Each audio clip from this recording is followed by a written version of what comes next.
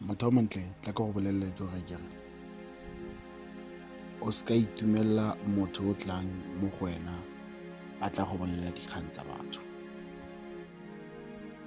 Se ka ba itumelela motho ene ebile o se ka ba itumelela gore ke tsala. Motho o ntseng yalo ga se tsala. Motho o tlang mo go wena a tla go bolelela dikgang tsa batho wa itumela ga se tsala motho. Seo ke lekang go bolelela sone motho o montle ke gore ka moso ke ene motho o leng gore o tsoga bolelela batho dikgang tsa gago.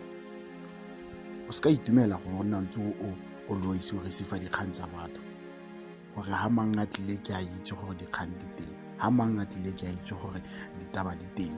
Motho o montle o di isa somewhere tsa gago dikgang o di isa go le gongwe.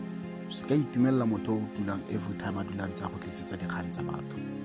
No, motho o ke noga, motho ga se tsala, meno masweu bola e tshega. Ga a tsena mo pele ga gago wa tshega go bolelela dikgang tsa batho ba bangwe, ga a tsena ko go bone wa tshega o ba bolelela dikgang tsa gago.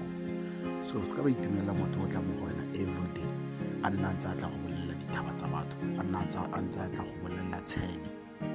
A zanke ka bona motho wa tshele o nang le a wine.